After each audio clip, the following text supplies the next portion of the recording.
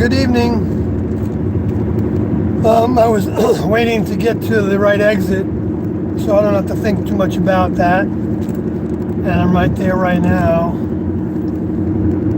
But I guess I'm glad to know that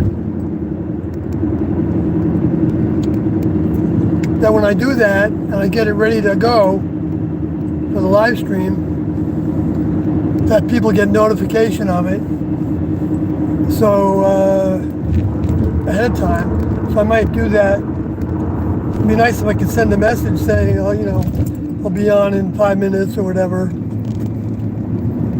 But I'm headed in the right direction.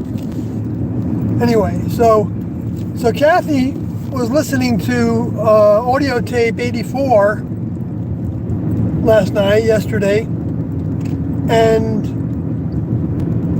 so this morning when we woke up, she started playing it because she wanted me to talk about the content of the first 15 minutes, and I was hoping Mark and Sarah would listen to it. It's only 15 minutes in the beginning, but what it reveals is from 1983, and this wasn't, this was just a series of the same kind of mindset that T&O were expressing almost entirely through their time in Europe. It was necessary for them and the students and anybody after they were gone to share the information that they brought, share their teachings with people, and amplify that information so that everybody that comes across it can have a chance to actually see what they were teaching instead of just listening to what the media says when they only focus on the way they left. Even Carlotti, I remember, said that about why they're only focusing on how they left. Well, because they don't want the teachings to be out there, because like Mark and Sarah are also afraid of, more people might believe in them. Now, Mark and Sarah are missing the biggest part of that, because they're kind of the thinking, it seems like, that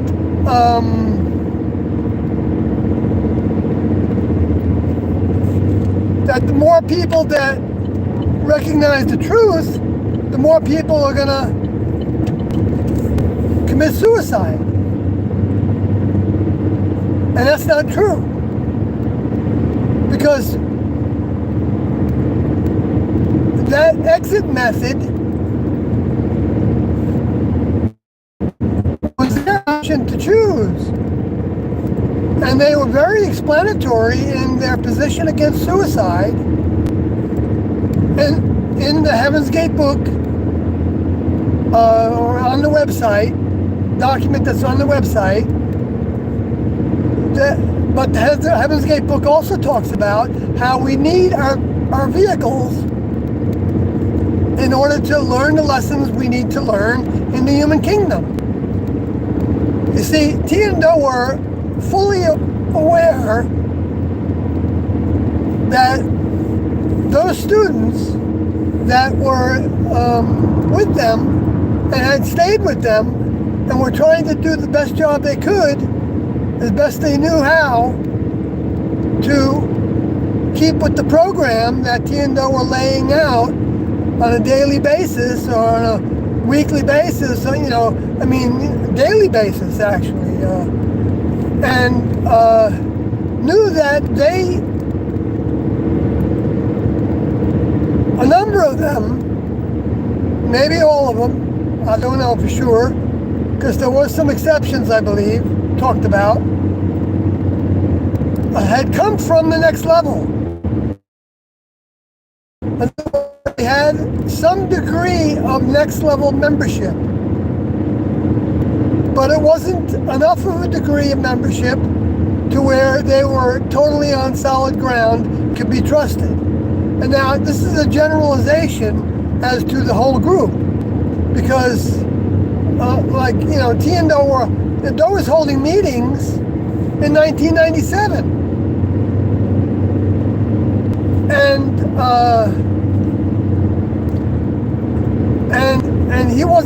they weren't leaving until they did, because there were still some individuals, or at least one, that was really not there for that reason of wanting to give their all to the, when they're all the members. And that was Rio. Rio said it in his book, that he never intended to lay down his life, even though he knew that that was on the docket. And that he wasn't sure if Doe was the return of Jesus. I'm not faulting him for that. Nothing wrong with being honest. But the Next Level, T, from her vantage point off the planet, knew who was not ready, and wasn't going to allow anybody that was not ready to exit to do so. Now I know, most people aren't going to believe that, because they don't think, T exists outside her body. The body that she used, that was named Bonnie Truesdale Nettles. And of course, they're not going to believe that. They just think they can't even comprehend. A lot of people can't comprehend anything about T and Doe as being reality, except maybe the best some of them can do is to think that T and Doe believed it, and they followed their belief 100%. And that's evident through the audio tapes that some people that didn't believe in them have listened to. It's like, but when you're listening to the audio tapes with a mindset of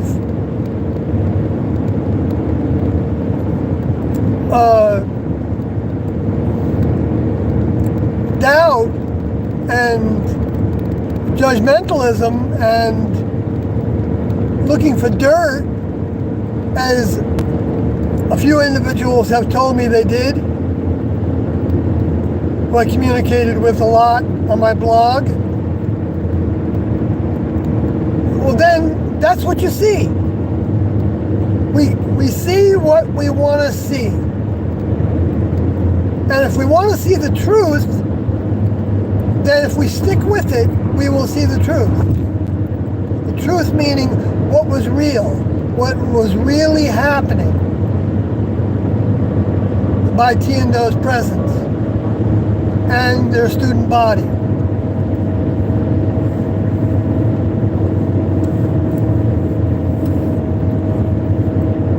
So they knew very well that humans, individuals that were not in the classroom, who hadn't had their souls activated, maybe put it that way, by the Next Level,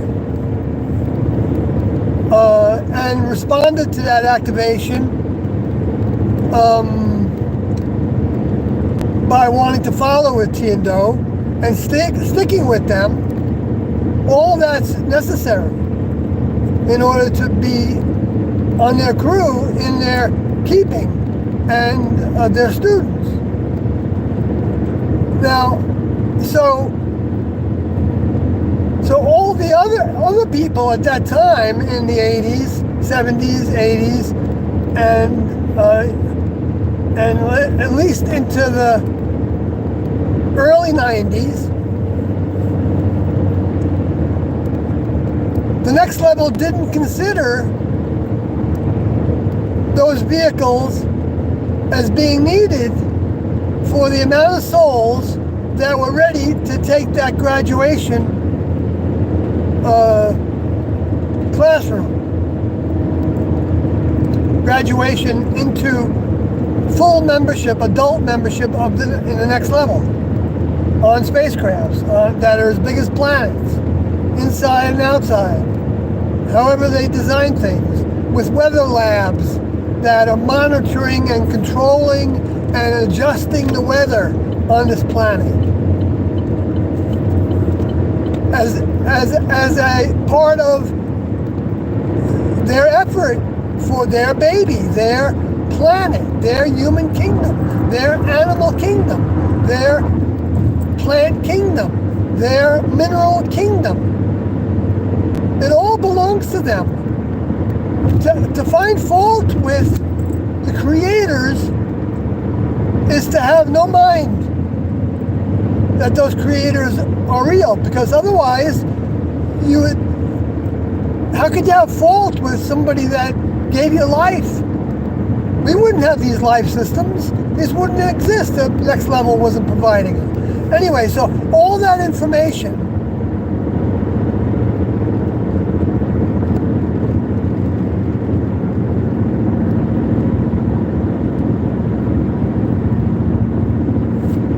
okay, I'm only up to exit 28, so I got a little while longer.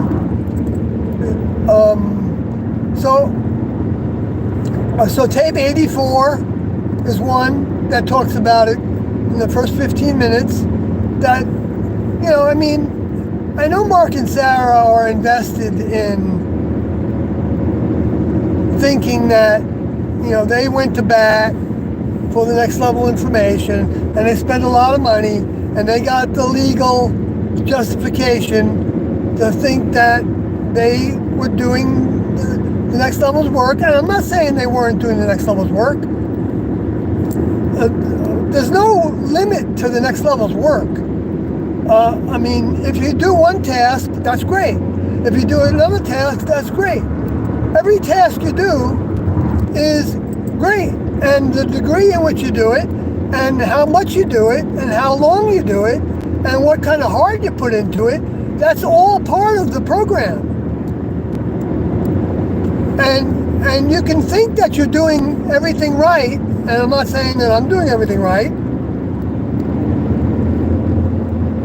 and be missing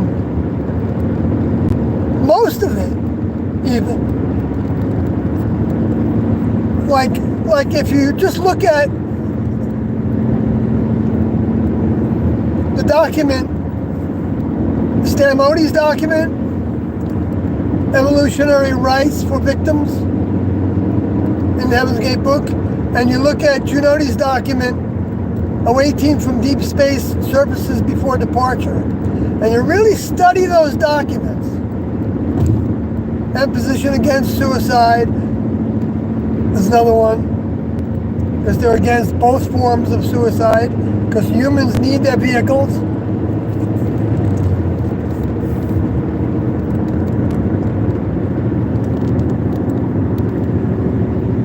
In order to learn lessons and to serve the Next Level. It's all about service. If we're not interested in serving the creators of this planet, then don't bother trying to become a member of the Next Level, because you're not going to get an ego boost from it. You're not going to be put on a pedestal by humans. Some humans may look up to you in some ways, but what they're really looking up to is that you've chosen to be an instrument of Tiando's mind. And I look up to everybody that also wants to be an instrument of Tiando's mind. But who we look up to is Do, NT, but primarily dough. We can't bypass dough and go directly to tea.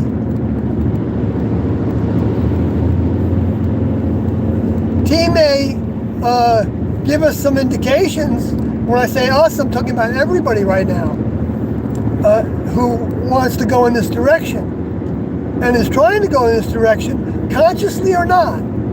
I mean, consciously meaning they may be just examining the material, thinking that's an interesting story, and they can make some books from it, or you know, which is,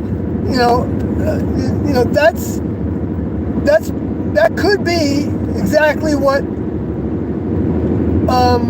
they need to convince their vehicle of and their influences, so they don't look like they're actually becoming a believer. And it doesn't matter. I mean, that's not, the influences are going to use every method they can to go against this information.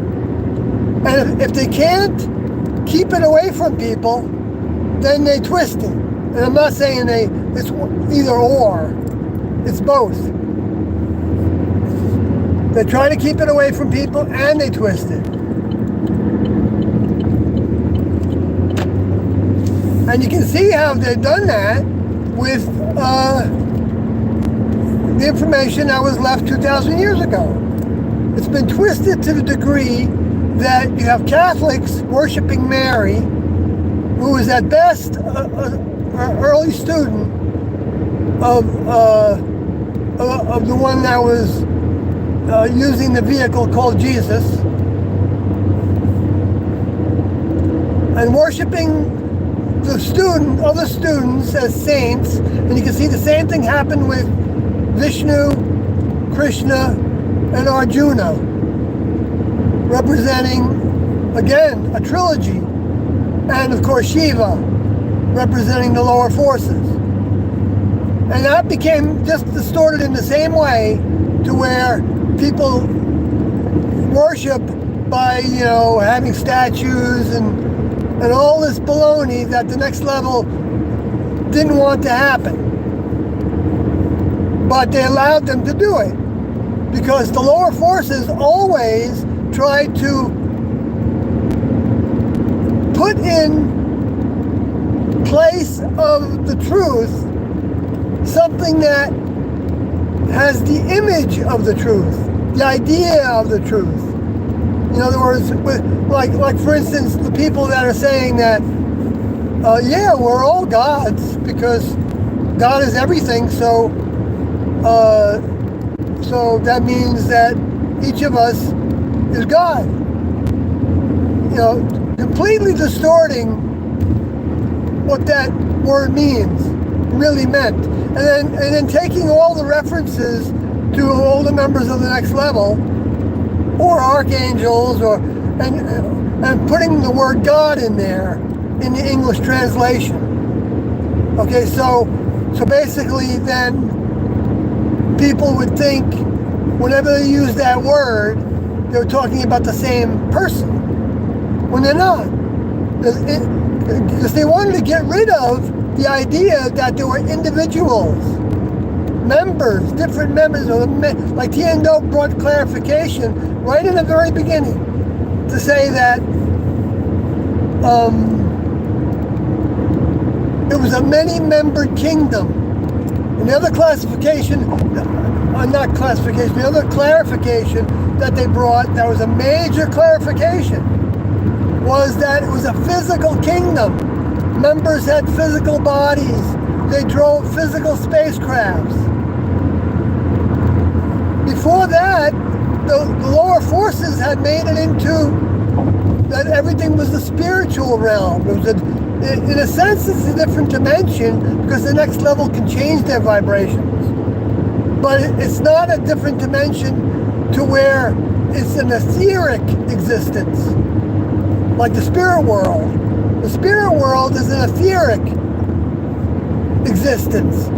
And you really can't talk about the spirits as beings, because a being is somebody who exists. And that's what Jehovah told Moses when Moses asked him, what name to use for him to the people. And he said, tell them that I am. And if you look at the Hebrew of that, it's I exist. In other words, I am real. Well, humans don't really exist because they're just temporary vessels, vehicles, plants. I mean, great plants, beautiful plants for what their capacity is. The plants that can become members of the next level even without dying. You don't have to die to go to the next level. Your vehicle does not have to die to become a member of the next level. Even with your vehicle. That was always taught right from the beginning. And that's because it's true.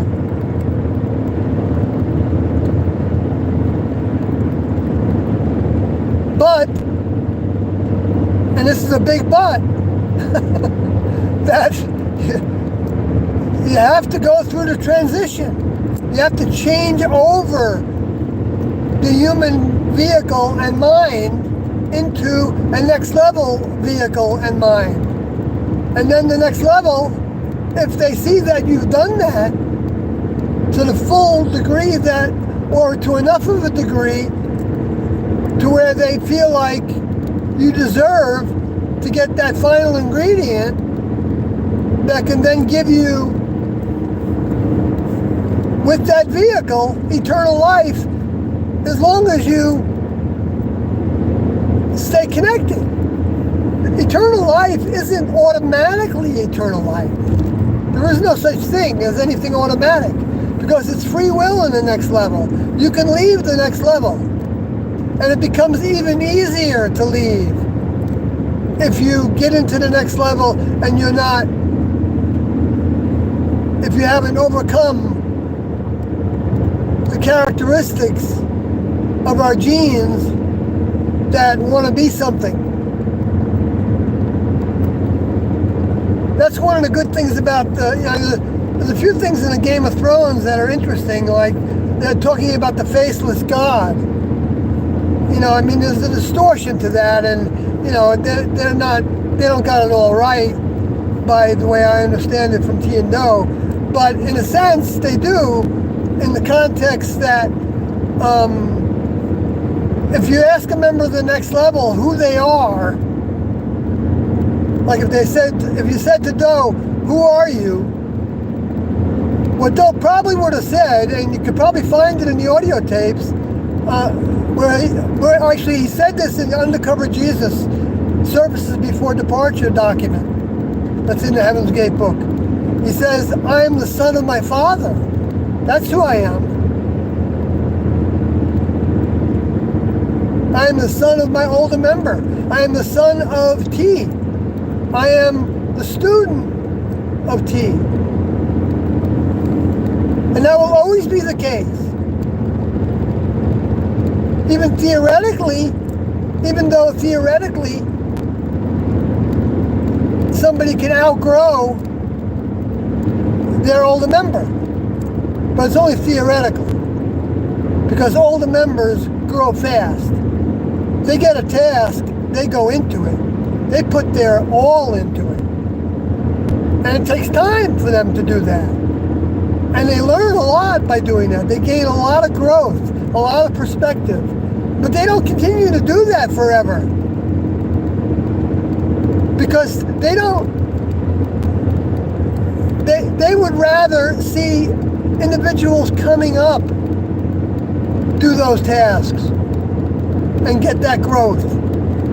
They're not trying to keep people down like happens in the human kingdom. In the religions, they do that. In the government, they do that. In the corporations, they do that. In the military, they do that. I mean, they promote people sometimes, but you know, when it comes down to, like, if you're the vice president of a corporation, that president really doesn't really want to lose their job to the vice president. And so, you know, they they will, maybe not give them certain tasks that they can maybe only do,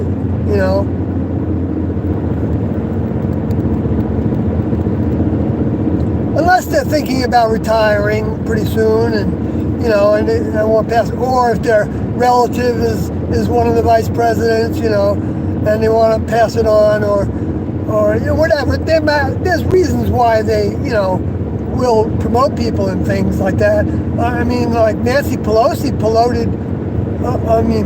promoted the chief of police who didn't do his job, or her job, I forgot if it was a male or a female,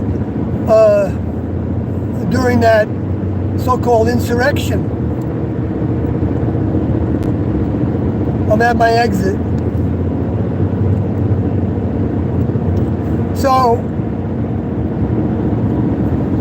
So the information, now, one tape 149 also talks about it, and a lot of tapes talk about it. They talk about how depositing thoughts is what we're all doing as well. And we're depositing thoughts whether they're positive or negative. So if we're dwelling on negatives, then those thoughts are around us and influence other people. If we judge other people, that's why Jesus said, judge not lest you be judged, because you're going to be judged. We're going to all be judged by what we become, by our own choices. That's what judges us.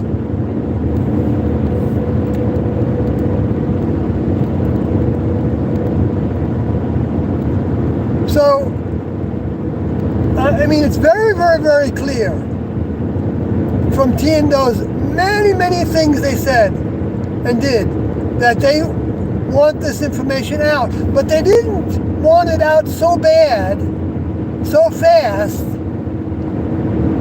entirely, necessarily right away. Maybe they did want it available right away. I mean, that's what the appearance was when they gave Mark and Sarah the instructions to divide the items of value that were in the storage room among those that were inclined to disseminate their information. They didn't say anything about holding some of it back or not dividing some of it, not giving, they said divide it. I mean, you can translate that any way you want to, but the result is the same, that at least 8 individuals were going to get over 100 tapes each, cassette tapes. That's what he was talking about. He wasn't talking about dividing the digital.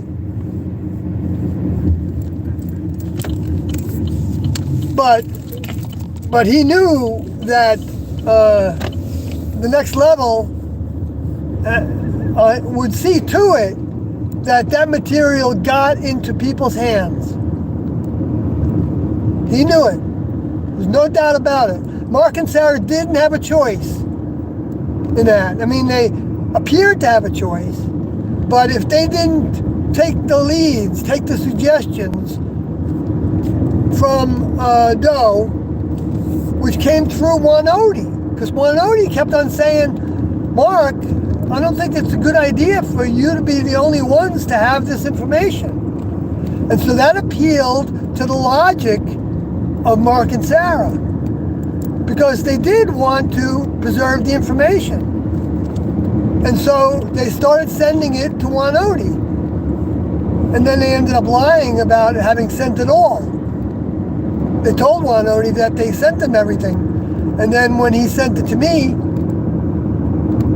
which he wasn't waiting to do, to get it all, then they told him that they're not going to send him anymore. And that's when we found out that they have over 100 more tapes that they still haven't provided to anybody that we know of. And if we never get those tapes, I'm assuming that Tiendo don't think it's important. But it's my intention to put into effect T and Do's intention that if they didn't want those tapes to be available, they wouldn't have left them behind. They would have selected some of them and said, no, the human kingdom isn't ready for this. Or, but I know for a fact they weren't hiding anything. But Mark and Sarah want certain things hidden because they fear. And they feared that from the beginning. When they left the classroom, they were already going in that direction of not wanting to abide by all the instructions and procedures that T and Do provided. I'm not saying that I didn't have an equal, well, no, it wasn't equal. I don't think, but I'm not the measure of it anyway. It doesn't make any difference what I think about it. It's what Do and T think about it. And what I'm saying is, though, I didn't try to keep the information away from anybody.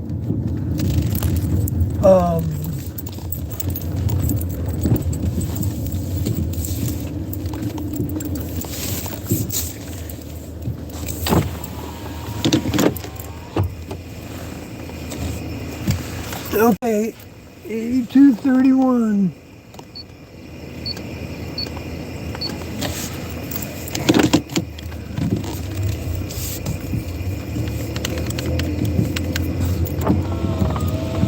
So I just wanted to do that, talk about that a little bit.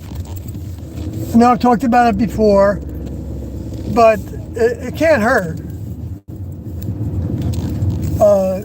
I mean, I still get questions from people that, why did Doug give them that responsibility? And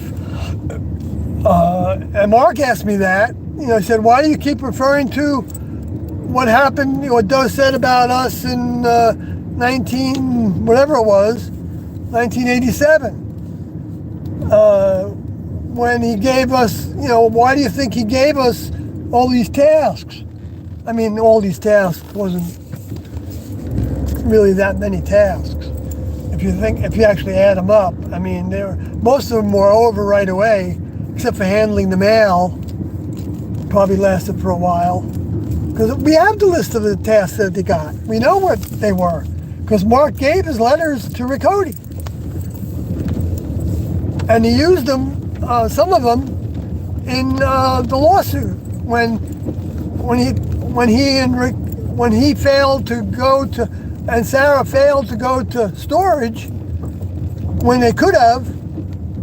Then they were left to try to get the material back from San Diego, and so they got lawyers and stuff, and that was probably all necessary at that point. And they probably had a lot of help from the next level to get that information back from them.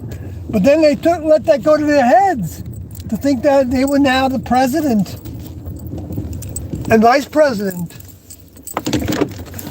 of the Tila Foundation that needed to be the total control over all the information of who would get it and who wouldn't. And I mean, there's people, Kathy and I have talked about things that, there could be a value to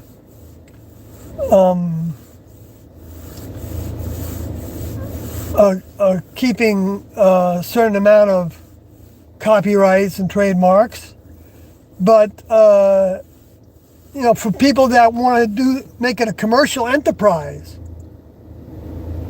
But see, then again, I have a really problem with that, because even if somebody makes it into a commercial enterprise, if they don't change the material and they give credit to T and Do, that would be, to me, what they would we would write into it if we were trying to make rules so that and that it couldn't be changed.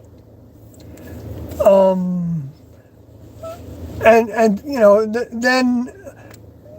just to keep it away from somebody, taking those images and making them into mockeries of the next level and into their own form of that, even though that's happening. We can't stop that from happening, really, because I don't think Mark and Sarah, even if they won this lawsuit, would have nearly the amount of money it would take to enforce all their demands on all the people that could care less about what they say, and they're going to do what they want to do. And if they get called on the carpet for it, then they'll turn around and do it in another way, somehow. There's nothing to win in this for Mark and Sarah. I don't know why they're insisting on continuing with it. Why don't you take this money that you're spending on these lawyers and the time that I'm spending and Kathy's spending and Carloti's spending on these lawyers, and actually the very large representation of hours, or not representation, but amount of hours I have to spend on all this amounts to hundreds of hours. They should really compensate me for all this if they lose. And I don't know if they're going to lose, but there is no winning. Nobody wins by their winning. And we don't even win if we win. Who wins is T and Doe and everybody else that wants the information. Because I already know the information. I mean, even though I can listen to it over and over again and still get all kinds of great benefits from it. I have a lot to learn. I still have lessons to learn. There's no lack of that for anybody. And so I'm going to get those lessons regardless of whether the material gets, I win rights to use the material. I can talk like this on every live stream all I want. They can't stop that. They want to. They've expressed it in their preliminary injunction motion. They want to shut me down everywhere from even talking about things. They want all the documents to be hidden also, so that the public can't see them. Because they've got a house of cards built. It really is. I mean, that term. I don't know if the courts or a jury will see it that way, because we don't know what kind of influence people are going to, how they're going to be influenced by the little bit of documentation they have and the two consent decrees that can be shown to be kind of superfluous. I don't know if that's the right word for it. I mean, well, I'm not going to give away anything because we've got some more evidence of things that are big pieces of evidence to convince a jury. And I intend to bring this to a jury trial if Mark and Sarah don't just give us everything we want within reason. So that we can provide it to the public within reason also. I mean, the information will all be free. But whether we do something with other things in order to support, like a foundation or a new organization that's a nonprofit, so that we can continue to give away the information and, pay for the website and other things like that. And that's the other thing that would have to happen. We can't have just Mark and Sarah monitoring the website, emails, because they've already told people things that were not true. And we can't have that. We can be totally honest and we don't have to fear the law because we're not breaking any laws. We don't have to fear the people that think that we're promoting suicide, because we're very clear about that we're not. It's very easy to show that and demonstrate that over many years that I've been talking publicly. that nobody's killing themselves because of Tiando's information. They're killing themselves for a lot of other reasons.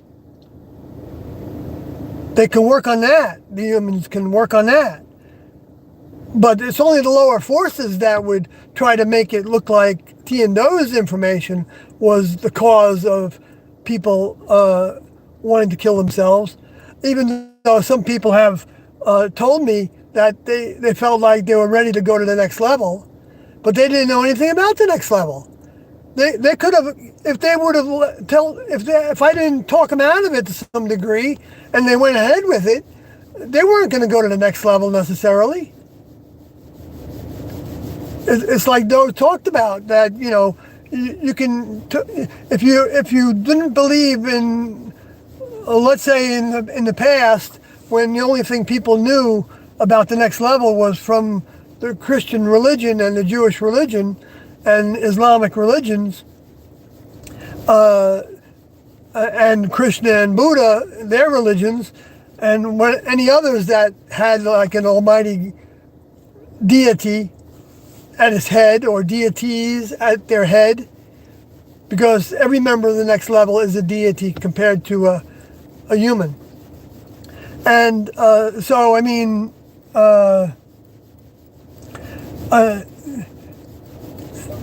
if they didn't know any better and they thought that right before they were going to die or they were on their deathbed and they started saying, God, help me, help me, help me, help me, blah, blah, blah. And the next level, Jesus even demonstrated this. It said, where was your mind asking me for help through all those years when you could have been asking me for help? Because the vehicle disappears. I mean, to the next level, if that vehicle wasn't serving as a lesson ground, then the vehicle's not of any ultimate importance to the next level. They're doing this for a reason. They don't need new members, but it's their joy to provide the opportunity, because they're actually providing the opportunity to evolve beyond the human condition. And I hate the way that people are using the word evolve all the time. Like I was listening to Rob Emanuel, I guess he was the chief of staff of Barack Obama, I think at one point. And now he's, I think, ambassador or a diplomat in Japan. And he was talking about how he's evolved over the years, So they use these, that's another sign of the lower forces. They take the terminology that the next level puts into play, and then they apply it to their own ways. Like next level was coined by T, came up with the terms next level. And of course it means, it's the short way of saying the evolutionary level above human, the physical, many-membered, evolutionary kingdom level above human. In kingdom level, the kingdom of heaven, in the literal heavens, that was another part of the information that Tiendo clarified. It was that heaven wasn't like a realm of ideas or thinking. It was a kingdom of many members who all had in common as their blood the mind of the chief of chiefs and all the older members and all the chiefs under the chief of chiefs, which T might have been one of those chiefs, because there's only thousands. I don't know how many thousands. Maybe it's hundreds of thousands. I don't know. Maybe it's 144,000. I don't know how many members of the next level there are. I mean, it says thousands times thousands, I think. But that would, 1,000 times 1,000 would probably be 1 million, right? Yeah, it would be 1 million. So I guess there's not 1,000. That's not a right translation, because Tiendo said that there were thousands, not millions. I mean, you can hold me down to it. You can say, well, 1 million isn't millions. But, it doesn't really matter. It's just not like a population like the Earth. So I hope I covered enough of, really,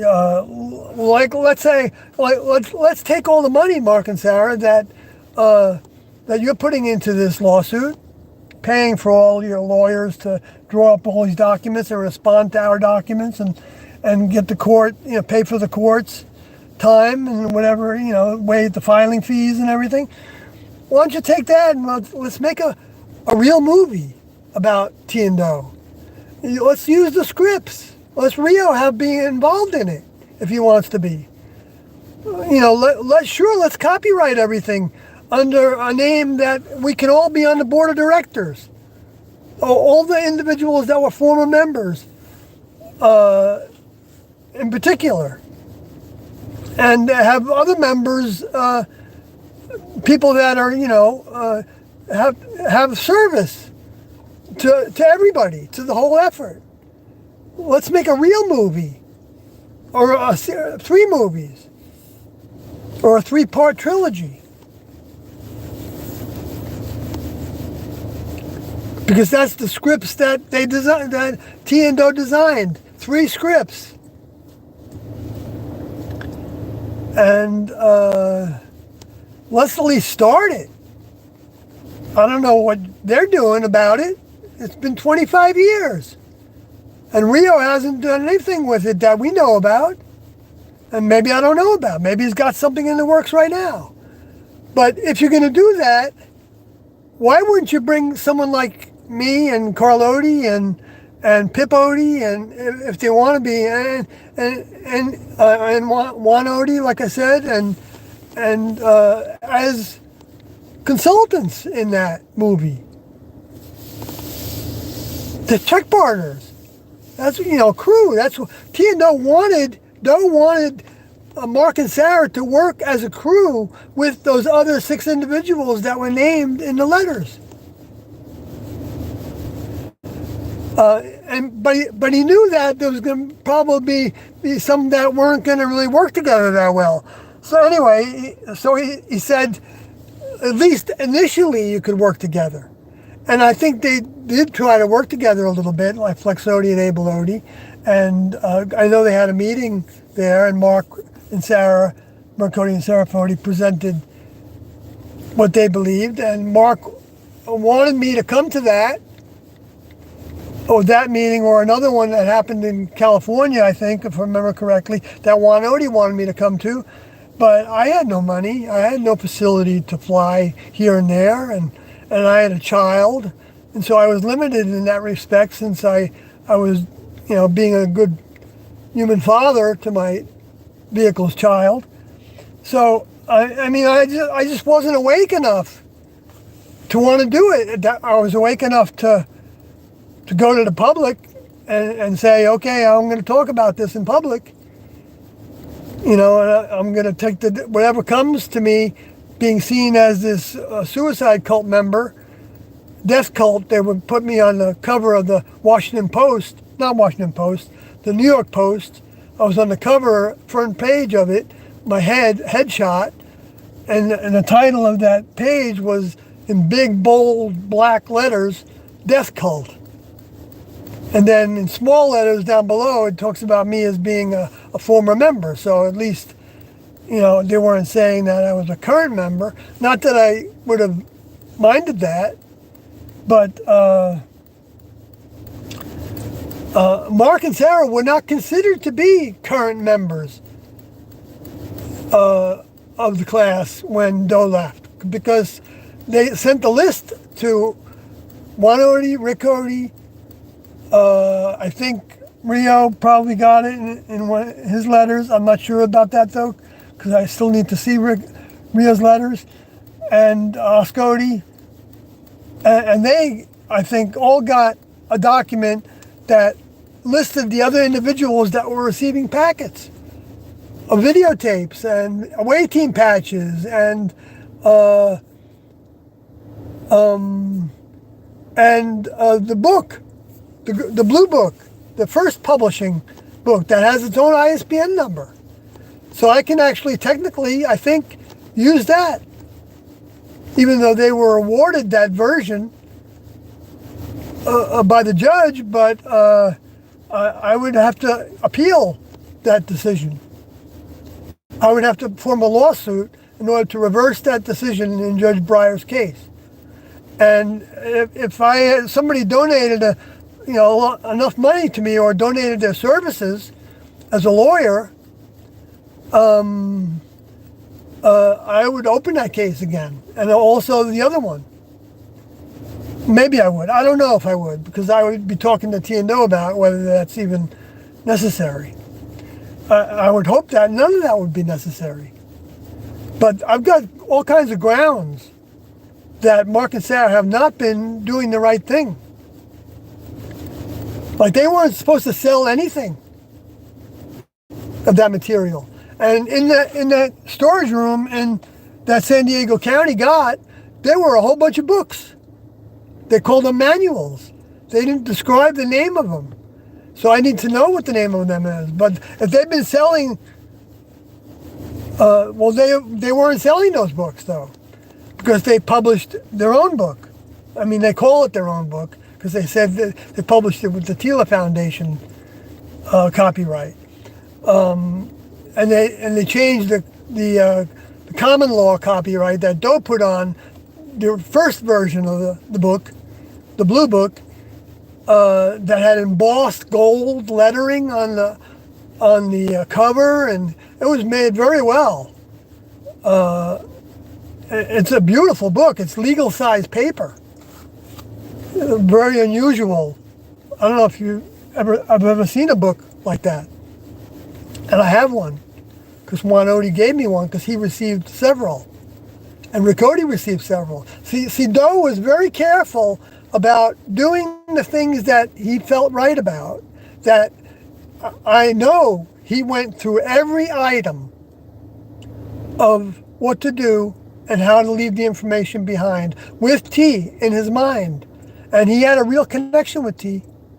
He had a very real connection with T. And he might have even been visited by T physically that he didn't tell us about. But I don't know if it was necessary.